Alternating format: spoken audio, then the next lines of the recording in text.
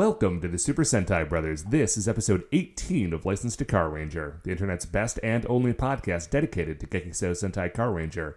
Every week we watch an episode of the show and we share our thoughts with you, the listener. My name is Matt J. With me as always is my co-host and brother Dave. Dave, how you doing today, bud? I'm all right. Having fun talking to you. Glad to. I'm certainly glad to hear that. Yeah. It would be disappointing to hear otherwise. That'd be. This sucks. I hate talking to you. This is done. No. The next hour will be torture. Right. No, it's lovely to talk to you. I'm going to be honest. I'm a little bit. My kids have been sick this weekend. Just kind of coffee and just hacky coffee. And so I've been sitting up a lot over the last 2 nights, and I'm a little bit zombied myself.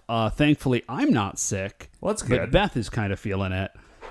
So that's all cool, and that's fun. So that's cool and also fun. Well, Dave, you know what else is cool and fun? It's episode 18 of Gekisou Sentai Carranger. It is called... Oh, yeah, that makes a lot of sense. Yeah. That's where you were going with that. Yeah. It's a lying heart under adjustment. But, of course, before we get into that, Dave, as always, shining in the heavens, there are 5 stars. What is our first star of the week? Our good buddy Bill, friend of the show, he was on the show ages ago, got me a ticket. It's just as hey, bud, I know you don't get out a lot. I got you a ticket, so now you have to come out. You have to come and do this thing. I've already purchased a ticket. Is that the trick? Is that the trick to get you to come do things? I just have to have already spent money and then guilt you into it? I think, yeah, that does help. If you just announce, hey, Dave, I have purchased a ticket for you, then I kind of, I have to make it happen. So that is the trick, it turns out. We went, and we went out, and then I drank a beer with adults afterwards. It was amazing. At night? Yeah, it was incredible. The show was really fun. I mean, I think that is probably to be expected. If you are a person who is listening to this podcast, then you are a person who probably listens to at least 2 podcasts, and the other one is probably a McElroy podcast, just based on sheer numbers. Good, So it should not be a surprise that it was a very fun show, but it was an extremely fun show. It was an extremely fun show. I got a kick out of.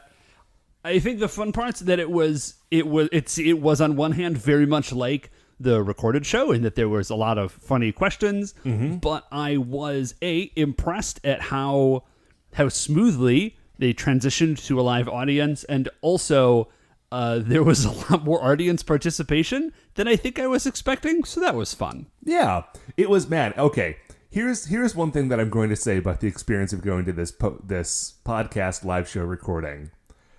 And I want to preface this by saying I was also there, right? Right. So what I'm about to say, just keep in mind that I am part of what I'm about to say. Man, a lot of podcast dorks at that show, Dave. Whole lot of podcast dorks. Okay, not dorks. Some of them actually looked extremely cool, but there was a definite look. And that look, I realized when I was like, man, a lot of these people look very similar. Also, I ran into you in the bathroom right before the show, and you were like, yeah, I've seen 10 people who look exactly like you. I realized that at least for 30% of the audience, the look was librarian between the age of 28 and 35. Yeah, we were looking around for you at first because you arrived separately, and then I just gave up. I gave up trying to find you because this is 4 times I saw someone that you're my brother. Surely that's him. My brother, right, I've known my whole life. Behind or the side. I never looked directly in someone's face, but from behind and the side. And again, you're my brother. I am intimately acquainted with what you look like. Yeah. You know. Here's a fun thing. I was standing up by because I had gotten my ticket separately. I was way too close to the stage. I was in row G, which was if I had been any closer, I would have been having to try to not make eye contact with the people on the stage, you know? Anyway, so I was standing up to let somebody out of the aisle during intermission, and someone was trying to get my attention. because, and hey, I don't want to brag about this, but you should know 2 things. One thing is that I go to library conferences, and the second thing is that I was lying about not trying to brag about stuff. Anyway, I was standing up, and someone who had recognized me from a library conference I had been to said, like, "Hey, you guy with the plaid shirt on." And I didn't turn my head, because why would I? Because everyone around me was also wearing a plaid shirt.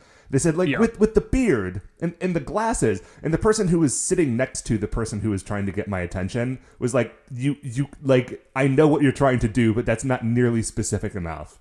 And I only turned to look at them because there was, like, a conversation that I could hear. And I was like, oh, you actually were talking to me and not the 10 other people I was standing next to. And they were all librarians. It was like a Matt J. chaff grenade. Yeah, it was, yes. It was very fun, though. Great show. Yeah. I feel like I did feel like my hair was not quite an interesting enough color to fit in, but otherwise... It was not, and your undercut was not severe enough either. Yeah. If you really wanted to zero in on it. Matt, what is our second star of the week? Dave, our second star of the week is this. I want to take a moment to mourn the passing of Skip the Dishes in the United States. Oh, it was Skip the Dishes? It was a... Is that are they no longer a going concern? Skip the Dishes, the sort of like second-tier food delivery service, and only second tier by way of like popularity, not by quality, is a Canadian thing that has existed in the States for some time, but very recently I got like an email that said, hey, Skip the Dishes is going away, but it's cool, you can use Grubhub instead. Now, here's where the problem is. I assumed that what that meant was that Skip the Dishes was leaving, but that they had made a deal where Grubhub was going to start working with more restaurants to like fill the gap of the restaurants that Skip the Dishes no longer would be there to deliver food for. Right. What that actually means is that Skip the Dishes is gone, and now there is no one in the city of Cleveland who will deliver pho to my apartment, and it's breaking my heart. That is rough. Not even Deliver Me Food? Deliver Me Food is pretty good. I don't know if Deliver Me Food will do it. Deliver Me Food... The problem is delivery radiuses. So, like, I live, like, on the west side of Cleveland, and most of the, like, best Asian cuisine in Cleveland's on the east side, specifically in a part of town called Asiatown. Yes. We've discussed this before. Okay, so I live far enough away that Skip the Dishes was the only delivery service where, like, Asiatown was within my delivery radius. So what about Uber Eats? You could do Uber Eats. Uber Eats doesn't work with those restaurants. No kidding. Yeah, no, I was looking on... maybe I could, like, Postmates it if I wanted to spend an extra $20 and have it show up an hour late, but... Yeah, that's no good. But yeah, so now... And listen... I can just get into my car and drive to go get pho, but and I only ever ordered it a few times, but knowing that at any moment I could just press a button and pho would be on the way was a great balm to my soul, and it's just not there anymore. Listen, pho is a pretty magical dish. Like some of those services, like they're good and they're not. DoorDash, I have discovered is almost universally garbage. I don't know why. Uber Eats is kind of weird because, like, when Uber Eats is cool, it's great. Yeah. But Uber Eats, like Uber, like, does surge pricing. So sometimes getting something delivered from Uber Eats will be, like, yesterday, I actually did get something delivered from Uber Eats, and the delivery fee was $0. I don't know how. Like, okay. I didn't seem to pay any extra. I don't know who made money on that transaction. It might have been you. It may have been me. I don't know, but it was $0. But then there was another time when literally from the exact same restaurant, they wanted $18 to deliver. So, like, Uber Eats is a real crapshoot because Uber itself is a real crapshoot, and the whole company, I think, is kind of collapsing. Like, did you hear about This has suddenly become like a weird mini podcast about stocks. Did you hear about Uber's IPO? No, I'm sorry, Mark. I didn't mean to. Matt, you did it. Oh, dude. Okay, no. Like, cancel. He just pretend he didn't say that. Don't do it to yourself, Mark. Control Z. Producer Mark has become like a weird fairy where we have to be like very careful about what we say in certain regards, or he seems compelled to make these things happen. The problem is, Dave, that the longer that we've talked about it is the more time we spend talking about it, the greater chance there is that he will feel compelled to do it.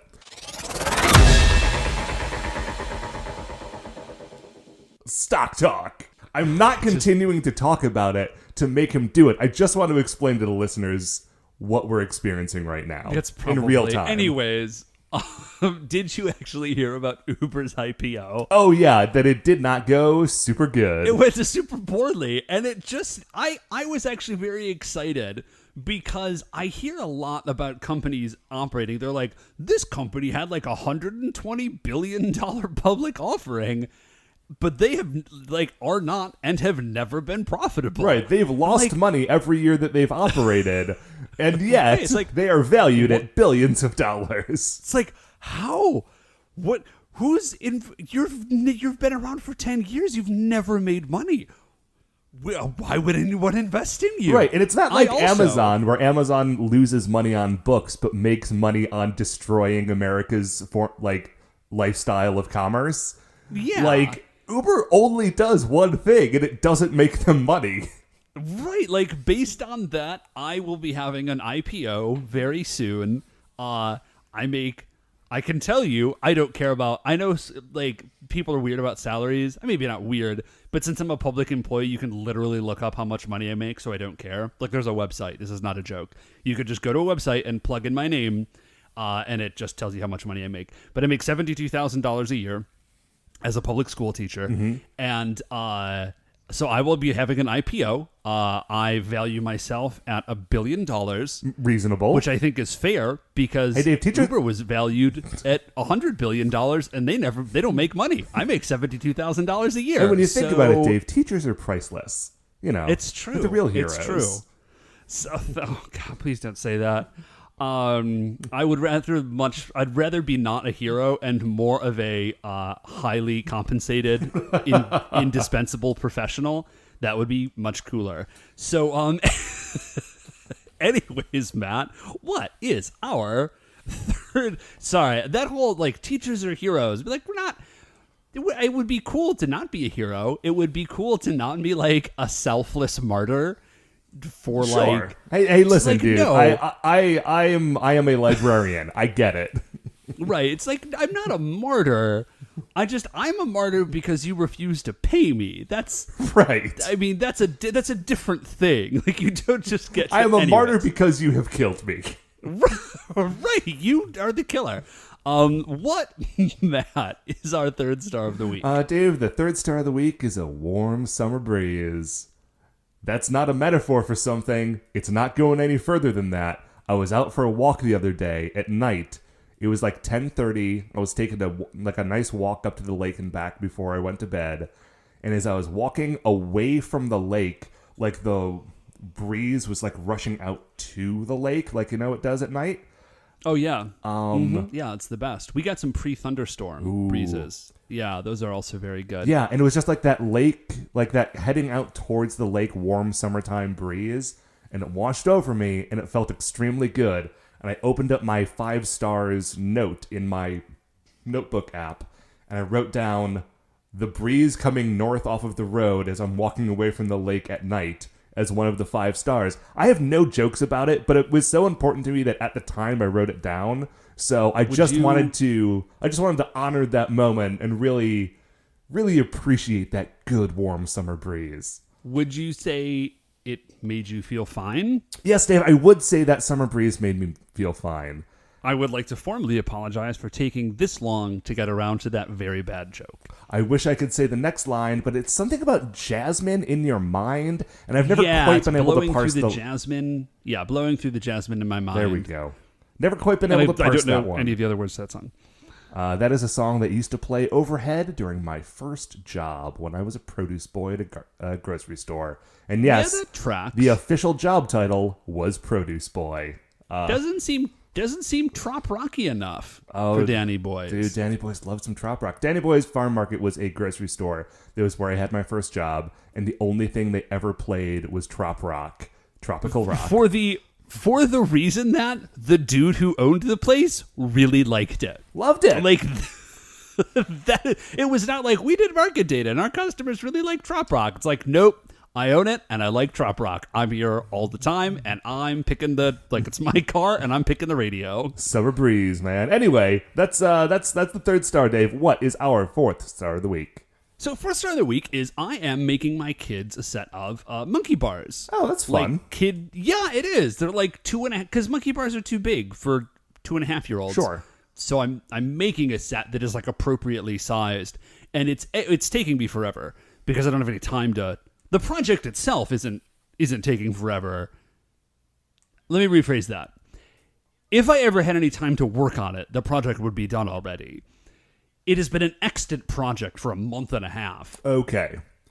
Because I have like 40 minutes a week or something that I can pull aside to work on this thing. You run out to the garage, you throw in like 2 nails, and then you have to come back and do something else. Yeah, exactly. Glue dries or whatever. And so I'm making these monkey bars, and I was thinking about it. I was like, why am I making... because it's fun. Like, it's because that's fun for me, because I got to like make a thing, and I like doing that.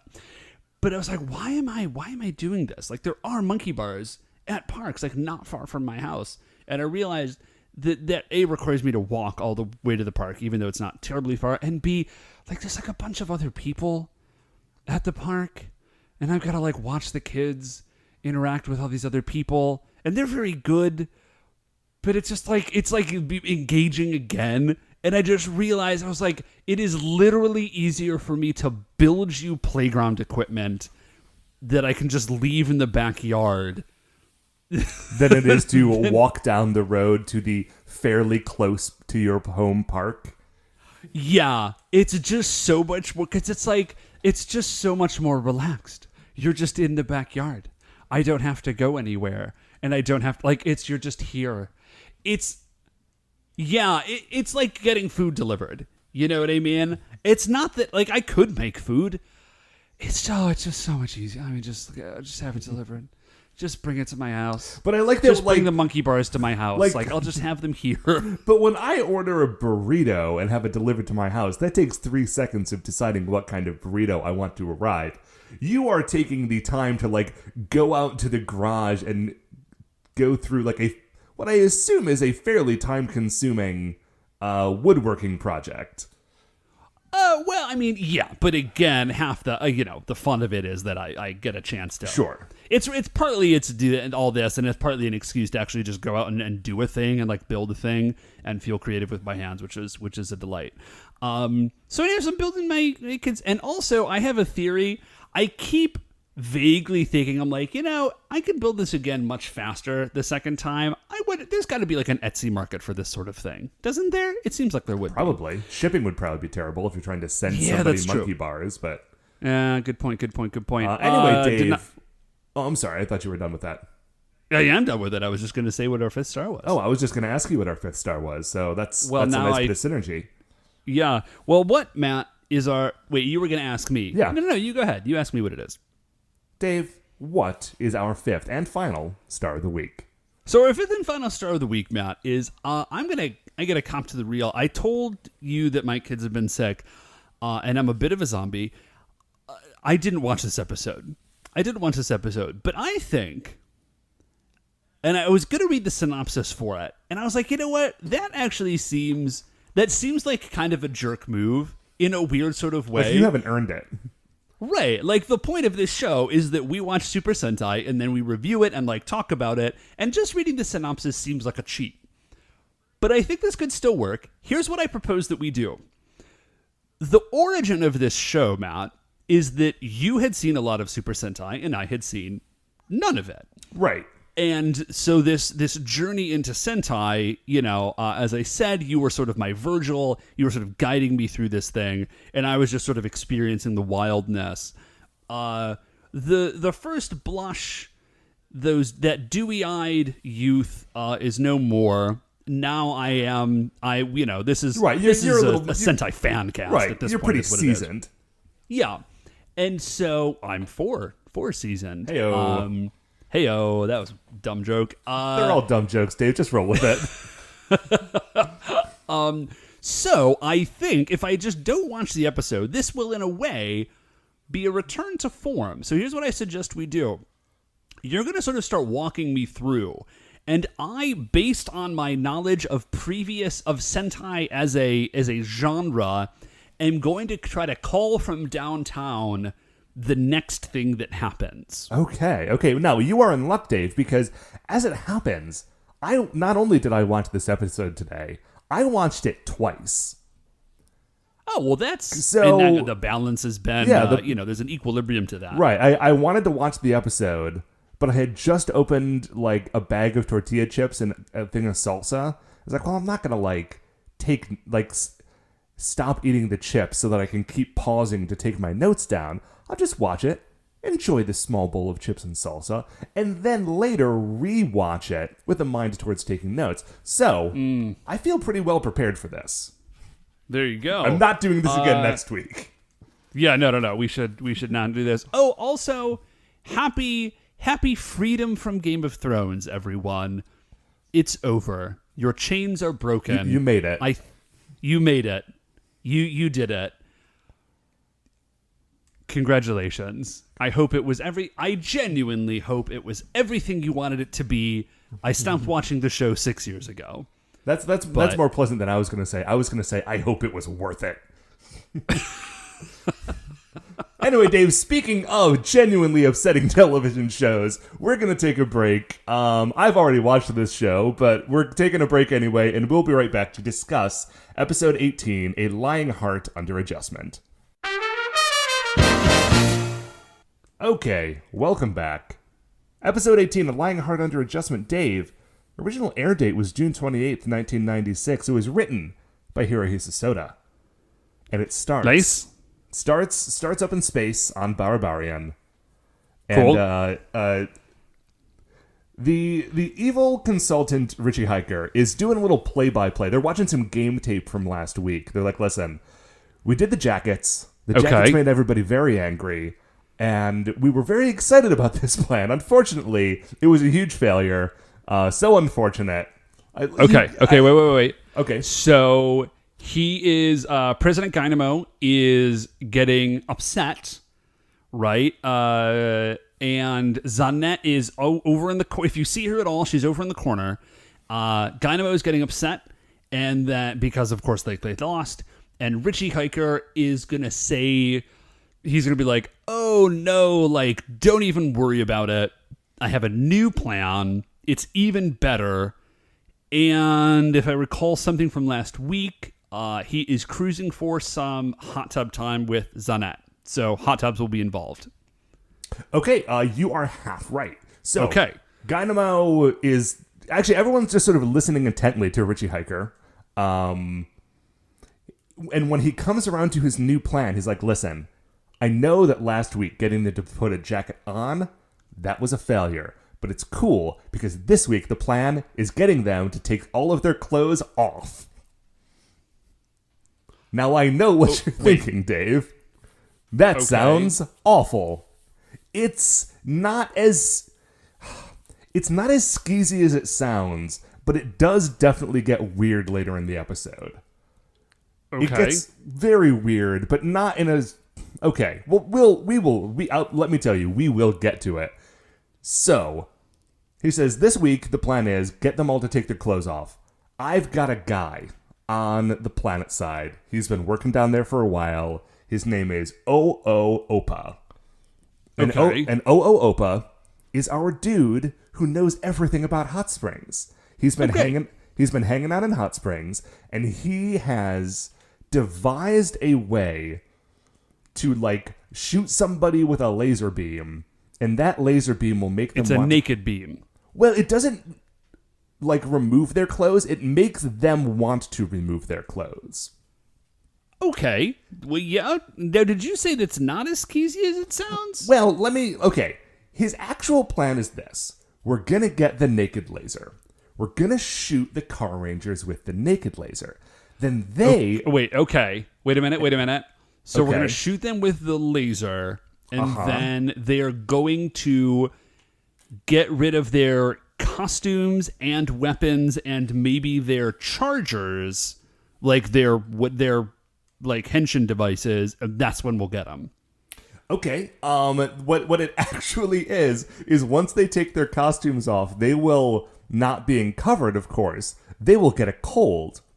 And it's hard to shake a summertime cold, so they will all be in bed for at least 10 days recovering. During those 10 days, we can conquer the Earth. Wow. It's a long way to go. It's maybe the least straightforward version of this plan, but it does succeed in making it more about like them getting the sniffles and less about them stripping. And I think that's important to make this episode work. Okay, good. Yes. Okay, so, yeah.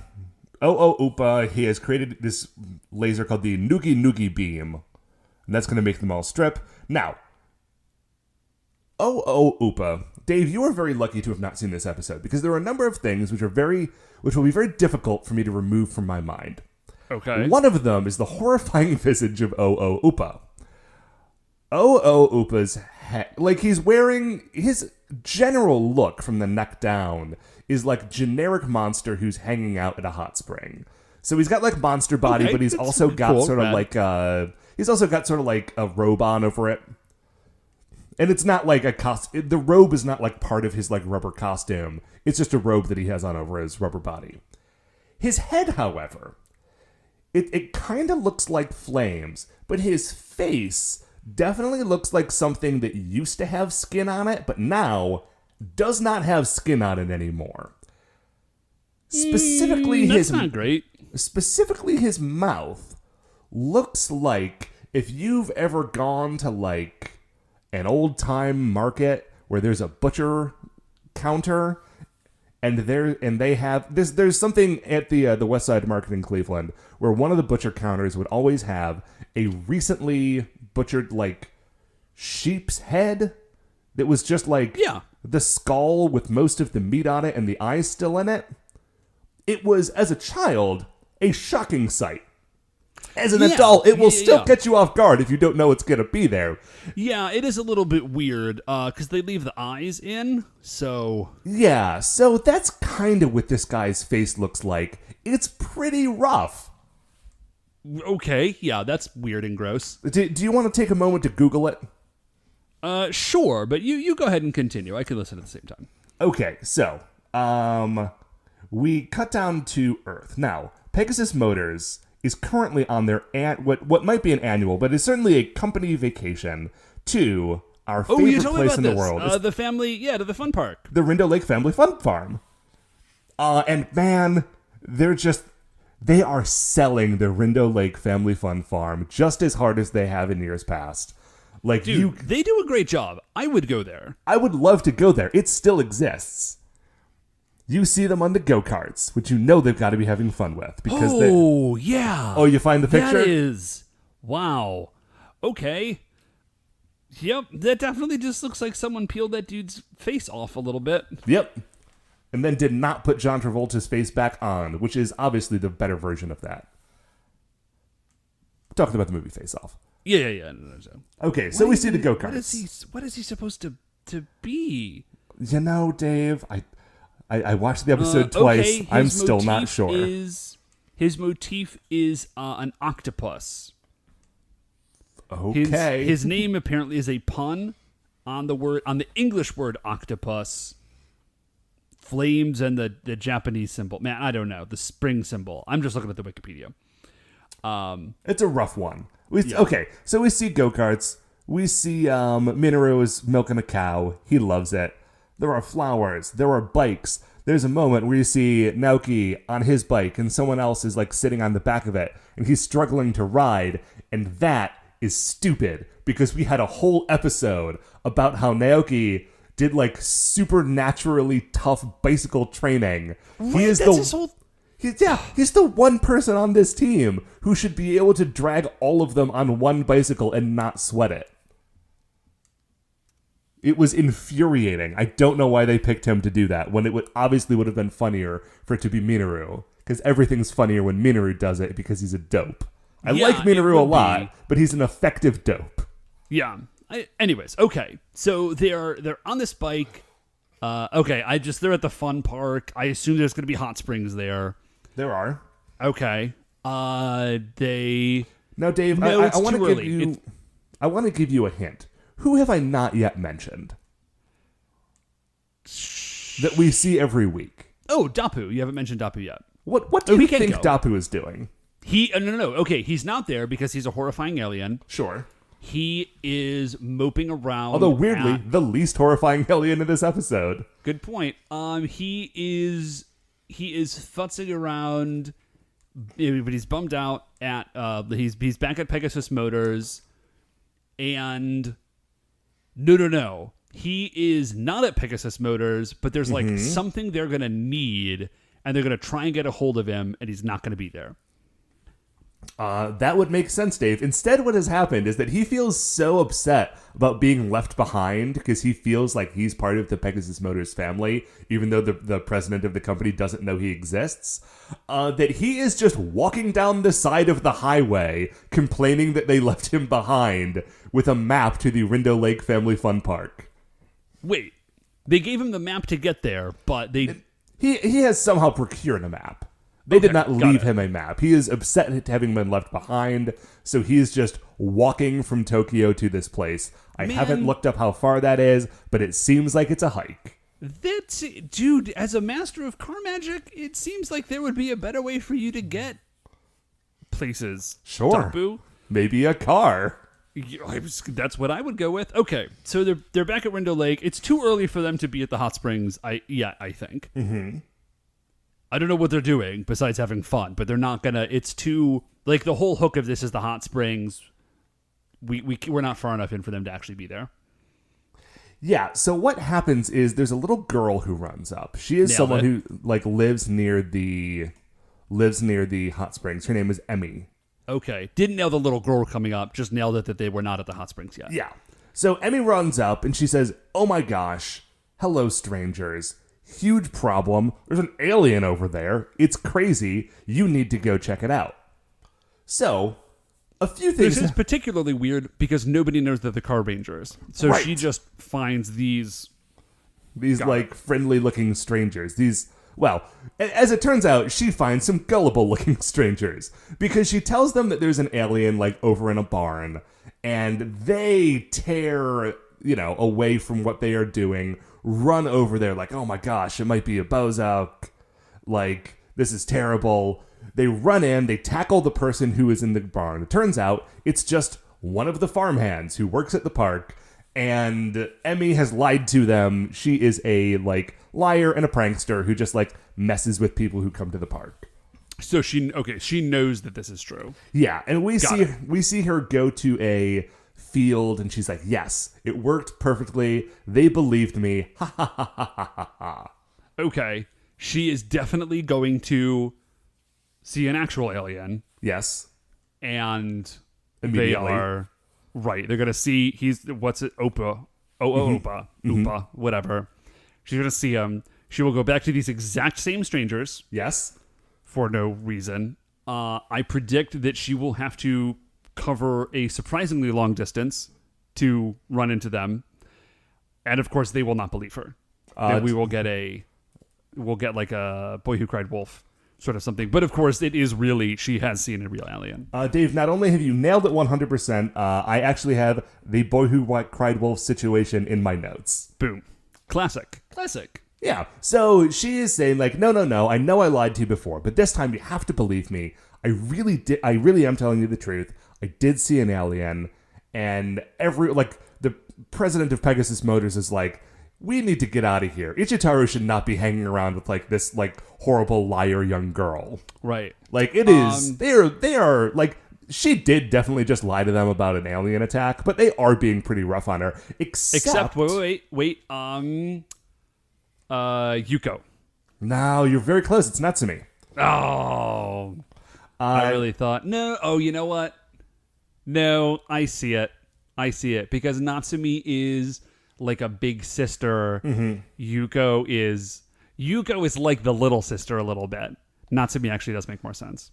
Yeah, so Natsumi does not believe her, but she does like have a moment of regret across her eyes as the girl cries and runs away.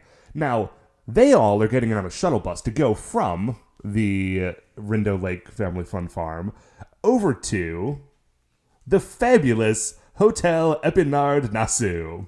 Because when you visit Rindo Lake, you've got to stay at Hotel Epinard Nasu. This is the way a company trip should be in the 90s. That is a quote from the show, probably paid for by the fabulous Hotel Epinard Nasu. So they actually say, this is the way it should be in the 90s? Yes, they say this is the way a company trip should be in the 90s. Love it. So, like, it is just so clearly, like, this much... episode is being paid for by the Fun Farm and this hotel. I was going to say, I wonder if there is actually, like, a lot of product placement in this show, and just aside from the fact that the entire show is itself product placement for Super Sentai toys, but I wonder if there is other product placement in here that we just have no idea about, because, like, we have no idea what the products are. Right, yeah, I mean, I would believe it. Now, Dave, this is not just a hotel, but it also seems to be a resort hotel. Ooh. Now, you know what that means. Oh, okay. Hot Springs, baby. Hot Springs, okay. So, okay, hold up. So, we're going to get I can feed you a little more before you take a guess if you want to. Yeah, but just try to keep it to a minimum. Okay. Gosh, I mean, I feel like I've already told you. If I'm not just going to go through the scene, you've already got everything I can give you without giving it away. Okay, well, hold up. Let me see. So they're going to go to the hot springs. Sure. We're going to get like boys on one side, girls on another, obviously. Never see the boys, but they are split up. Oh, okay. Well, that was going to be that we can scrap the part about one of the boys. I'm going to guess Minoru. I would have guessed Minoru trying to, like, sneak a peek. Mm-hmm. And then, like, one of the other guys, I'm going to say, no, it wouldn't be the boss. It would be me. It would have been, if they had done this scene, Minoru would have been trying to sneak a peek. And actually, I think both guys. I think Kyosuke and Naoki would have been like, hey, and something. And then if they would have stopped him in a way that both got him to not do it and also got him in trouble with the girls. Yes, and then Natsumi would have hit him. Yeah, I think that is something that happened almost exactly in Carranger when they had their Hot Springs episode. Oh, that's right. I think they did. That's probably where I'm getting this. Okay, so they are. You said we see it's only the girls. Yeah. Okay, so you see the girls. I mean, really, they're just like chilling and enjoying it. Their eyes are closed because they're just like luxuriating in the hot springs. Right. And as their eyes are closed and they're just chilling there, Oppa just walks in, gets like some buckets, fills them up with water, and walks back out. And as he is walking out, seems inappropriate, but he's not really a man as much as like a horrifying space octopus monster, so... Sure. And he's really just there for the water. He rolls in, he takes the water, and as he's walking out, Natsumi sort of like kind of opens her eyes and says like, hey, Yoko, did you see some weirdo in here a second ago? And Yoko is like, no, I am just enjoying my vacation. And Natsumi's like, man, there was definitely somebody here, and they definitely had like buckets of water that they were leaving with. And in this moment, she remembers something that I did not tell you earlier because I forgot to.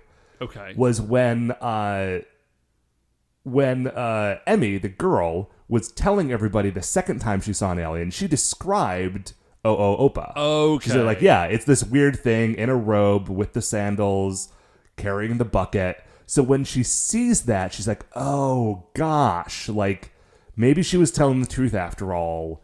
I gotta go back to like make sure everything's okay back at the family fun farm. Okay. So next scene is going to be either Natsumi by herself or Natsumi and Yuko but they're going to be running around the fun farm. And it would have been both of them, but Natsumi said, "No, I'll go by myself." Okay, so she's going to be you got it. She's going to be running around the fun farm, and she is going to see between 2 and 4 like dudes like in jackets with buckets, but that none of them will be the alien. None of them will be Upa.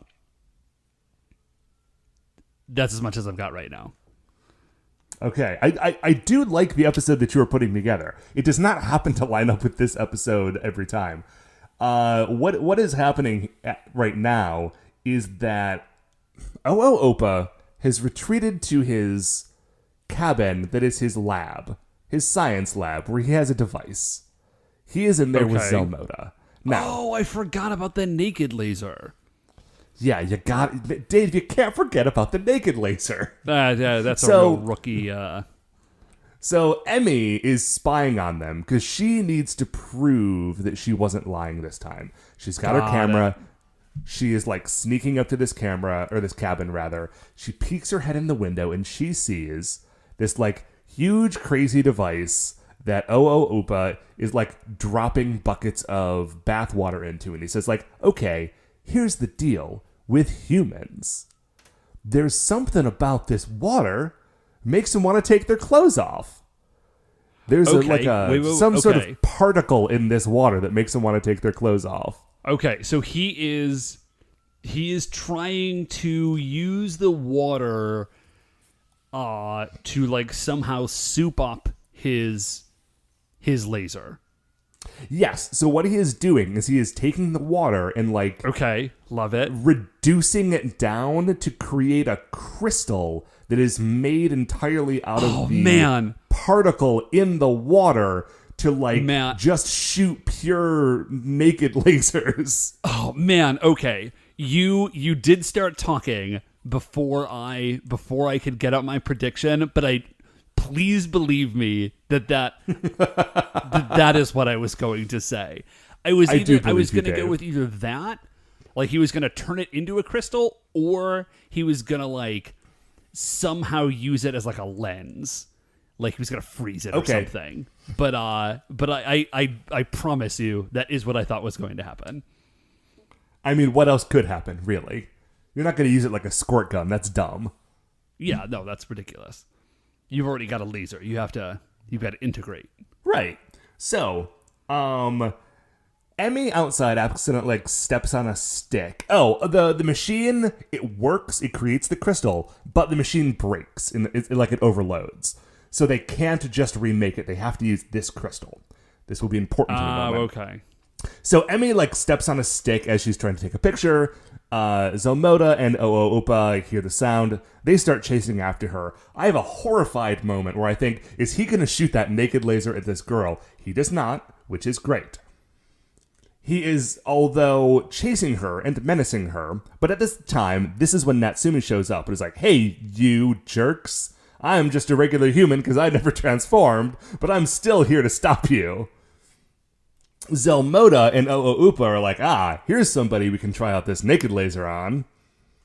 And then I have a thought of like, man, how is this going to work and have it not be 100% awful? Now, I want to assure you something, Dave. Okay. It is not 100% awful. It is something different that is 150% awful. Would you like to guess what it is? I haven't given you quite enough clues. Okay. Oh no. The laser misfires and it hits Zelmoda. You're in the right territory. The laser does not misfire. It shoots directly at Natsumi. But Natsumi is able to like, either by skill or happenstance, the laser is deflected by bouncing off of her Excel changer. Love it. And so it just shoots off into the woods. Now, Dave. Okay. Her Excel changer, which, by the way, is not at all like mirrored or a reflective surface. No, but you have to assume it's like dense. You know, it's tough. Yeah. Now, Dave, do you remember who earlier I told you was walking up to this area through the woods? Oh, no. Oh, no. Oh, it's Dapu. Oh, no. Dapu gets hit with the naked laser. Now, it's awful. Like, it's very so bad. first of all, this is awful on a lot of levels, because do recall that Dapu is a child. He's like a horrifying alien child, but he is like a kid. Is he a child or is he like a teen? Oh, well, maybe he's I genuinely teen. don't know. I got the vibe. I mean, listen, like not great either way. Yeah, I was going to say no version of that is good. Right. So what I was hoping was that when someone got hit with this laser, it would I don't know, it'd be like an itching powder thing that would make them want to take their clothes off. Or they would just go into a zombie mode and just start removing their clothing in an orderly fashion. Okay. Oh no, it doesn't get weird, does it? We don't get there's no sexy trumpets or something, are there? Dave, as soon as Dapu is shot with the naked laser, he is immediately bathed in a sort of a pink light. One of his eyes stays open, and I had forgotten that his eyes were articulated. One of them sort of half closes. And he does a little sort of shimmy, like a little Elvis dance, sort of, and starts removing his giant green cloak. Okay. The camera does cut away before he takes his pants off, but I want you to know that I watched this episode. I had to watch this episode twice, so you have to know that he did take them off, and it's not good. Yeah, it's bad. Okay. In fact, yeah, it seems it's pretty real bad, Dave. Actually. Okay, so Natsumi and Emi run away from that situation, of course, but also from the monsters that are chasing them. Yeah, okay, that makes a lot of sense. Natsumi tries to transform, but her Excel changer has just been shot, so it's kind of on the fritz. And so it did manage to save her from that one attack, but now she's unable to transform into the yellow racer, which sucks. Got it. They run away. There's a lot of explosions, and Natsume is helping Emi get away, but just from a production standpoint, I feel like all of the fire and explosions are way too close to this child actor. Maybe there are camera tricks that I am not noticing that mean that those explosions are not as close to her as they seem, but boy, oh boy, it does not seem safe. Okay. OSHA would have some things to say. Okay, so they're going to escape, obviously. Yeah. They're going to escape, and they're they just get away clean. No problems. They make it back, and Natsumi sort of gathers everybody up, and she's like, no, turns out this is for real. Let's see. No, Dapu's out of commission. They're gonna go and look for Oppa. They're not gonna find him. No, they will find him, and he's gonna shoot at them, and it's gonna hit the president. Dave, I feel like in a different episode of Carranger, you would be a lot more easily able to, do what you were trying to do. As it happens, this episode is wild. Okay. And it is not playing nice with what I think are very good and reasonable guesses as to what should happen. But let me tell you what does happen. Okay. Natsumi and Emi get away, right? But it can't go far, so they're sort of hiding behind a rock. Okay. But the Wumpers who are looking for them have gone past. They're safe for the moment. Emi says, I'm so sorry that I lied to you before. Thank you for coming back for me. What made you come back to save me? Why did you believe me? And Natsumi says, once someone called me a liar, and it hurt. And we get a flashback to Natsumi as a child, where she has repaired a television. It's a television in a school that apparently had been broken, and she took the back off and was tinkering with it and fixed the TV. Okay, I like that. Some little and there are a couple of other girls in the room, and they're like, "Hey, we can watch the news now." And then these 3 little boys come in, and they say, "You didn't fix it. You couldn't have fixed it." Like, that's not possible. You stink. That's too difficult a task for you to have done.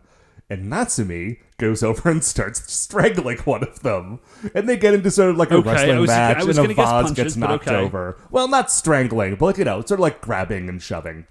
And the flashback ends with like the tussle and a vase getting knocked off the teacher's desk and breaking, and then someone coming in to yell at them. And she's like, listen, that sucked because no one would believe me, but I was telling the truth. And like, I want to be the sort of person who believes people, so like I came back to believe you.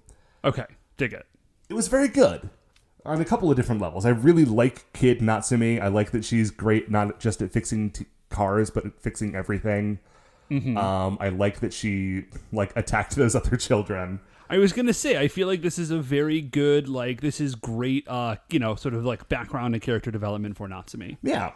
So we're back up to present day, and Emmy says, like, well, yeah, that's very cool, and I'm so glad that you did it, but here's the thing. The difference between you as a child and me right now as a child is that I 100% am a liar. Like, I lied to you like an hour ago.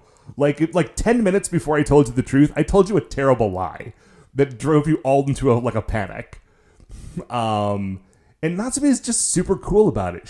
She's like, yeah, you were a liar. But then you told the truth, and now don't lie anymore. Like, can you promise to not lie anymore?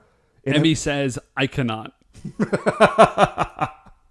No, she's like, yes, I will. I will promise not to lie. I'll never lie again. I'll grow up to be a wonderful woman like you. It's a very nice moment. That's the much better. And then as they are having this moment, the Wumpers find them again, and Natsumi has to go fight them. But again, she can't transform. So they're just like fighting in a river. You know, cool. Like fighting in like a shallow river because like they're sort of like in the woods. We have seen fights probably in this exact same river a number of times, but they're always cool. The fight ends strangely because like Natsumi is doing well, but does not seem to be winning the fight. And then Emmy like runs in towards her, and like as if to save her, but then like she can't obviously because she's like a little kid and not like someone who is equipped to fight monsters. Yeah, right. She is not prepared to fight these Wumpers. So like Natsumi sort of like just gets away from the Wumpers and takes Emmy with her, and then they're just gone. Okay. And that's sort of like it's sort of weird. It's an excuse to have a cool river fight, and those are always fun. Dig it. Yeah, that sounds good. And I always really love it when one of the Rangers is able to like go do a fight despite the fact that they don't have access to their powers. Like, yeah, no, that's always those I think are some of the best fights because you get to see the actor, which I like, and B, I feel like it's a character thing. It's always it's just like, no, they're not just heroes because they have the changers. Like they're heroes, and then they have that on top of that. Yeah. Okay. So then Dapu wakes up naked in the woods, and yeah, I forgot that we were gonna have to come around to that. Oh yeah, dude, we do have to come around to it. It's happening. Dapu was just woken up naked in the woods, has a little bit of the sniffles. Okay. So I do like that little bit of a callback. Do we see his butt? I think we do. Throughout the course of the episode, I think we kind of see his butt, but there's no like full-on butt shot. Okay. Like, basically, they have created a Dapu costume that was designed to always have clothes on it. When the clothes are off of it, it's just sort of like this lumpy pillowcase material. Like, it's not super good. It's not as bad as that, but, like, it's not great. They're just sort of like tubes of fabric that, like, encase the actor's limbs. And so, like, we kind of see that from, like, uncomfortable angles. All right. Dapu is still wearing his scarf, but at no point considers taking his scarf off to cover himself up. No, that's, nope, that makes sense. He wakes up and he's like, oh man, what happened? I'm naked. This is bad. Oh, right. There was a laser. Natsumi's in trouble. So he hears some people. So he's got to find something to wear. He steals clothes off of a fence. Dave, I wish he would have found something to wear. Instead of what he does is he approaches a campsite and says, hey, can I use your phone? Now, first of all, a fully clothed Dapu arriving at your campsite and asking to use your clothes or your phone would be very bad. a stark naked Dapu wearing only a scarf, rolling in and saying, "Hi, I need to use your phone." Like, everyone does exactly what they should do, which is 100% freak out and run away. Okay, yes, obviously. But thankfully, they do have like a 1997 cell phone. And he picks it up, and he calls the Carrangers, and he's like, "Hey guys, Natsume's in trouble, you gotta get back to the farm." So he at some point, like, finds a towel and a safety pin, and wraps himself in the towel and safety pins it closed. And, right, yeah. And himself gets to the farm, and he finds Natsume. He's like, "Hey, sorry about what you're going through right now. I've called everybody else, they're on their way." She says, like, "Yeah, that's great, but I can't transform, my thing's broken." And then she looks at him and she's like, "Oh my gosh, you've got a little safety pin holding your towel up." And we, all watching together, have a moment of terror. It's like, "No, please leave that safety pin in place." Yeah. We all need it. She doesn't. Desperately. Right, she doesn't. Correct. She takes it, but she is able to use it to, like, bobby pin lockpick, like, fix her. No. She takes the back off of it. You got it. You already did it. She takes the back off of it, and, like, the pin is, like, the right. She can, like, complete the circuit or whatever. She actually just, like, jams it in and, like, wiggles it around. Oh, and then it works. And Dapu says, like, "Oh my gosh, you are the greatest mechanic in the world."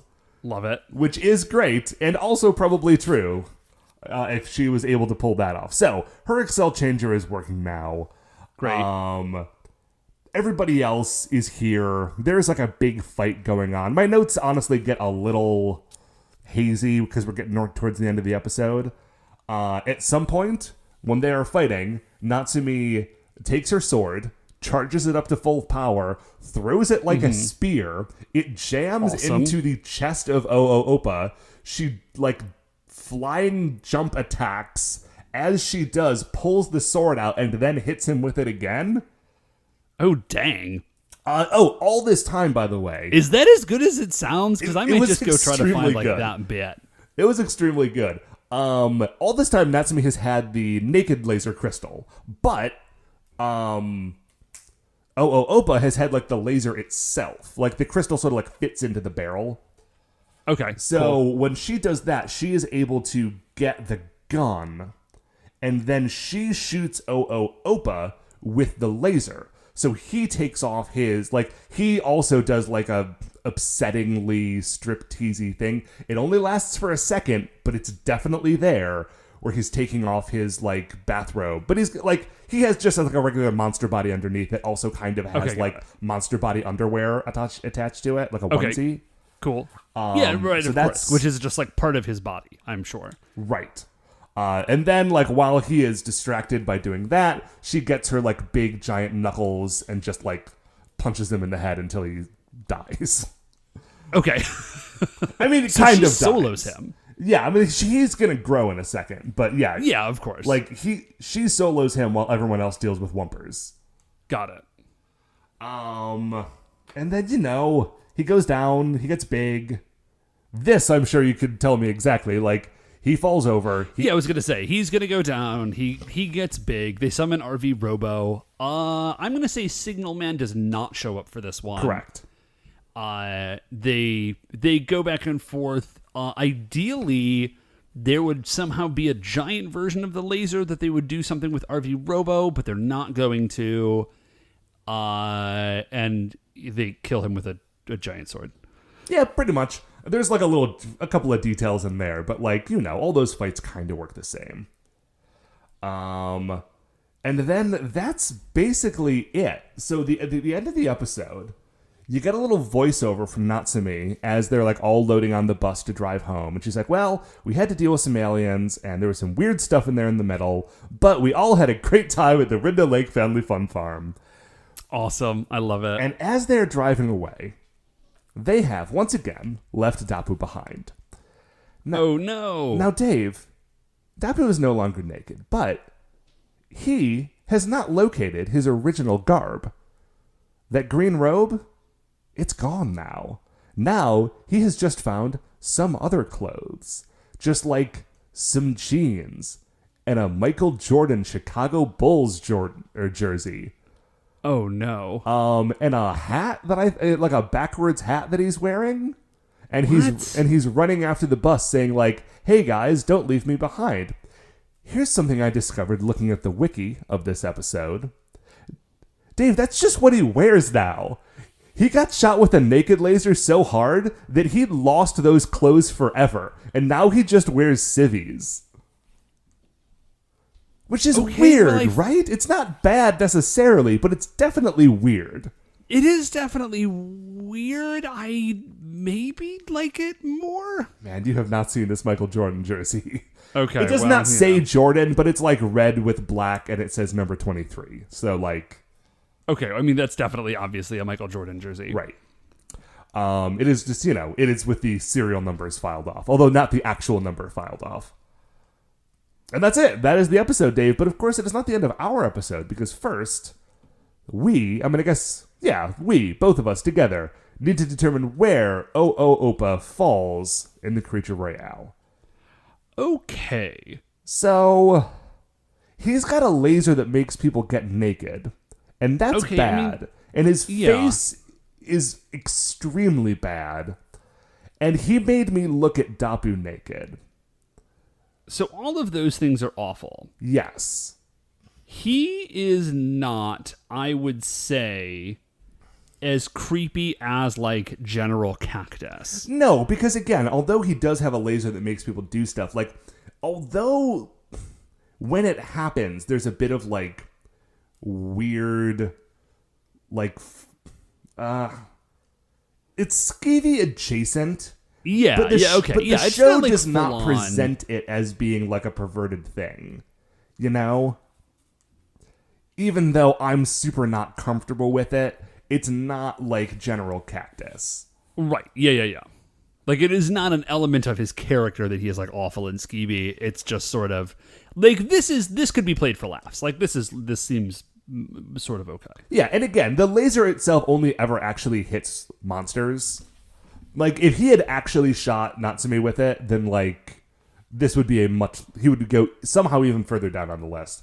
Yeah. But, like, he only ever shot, like, monsters, and so it kind of gets played for laughs. And he himself is not necessarily skeevy. He just loves hot springs, and his laser is skeevy, but that's just a thing he made. I don't know, man. It's weird. Yeah. Okay, dig it. So he is not that bad. He doesn't seem like... Well, I like the idea... Okay.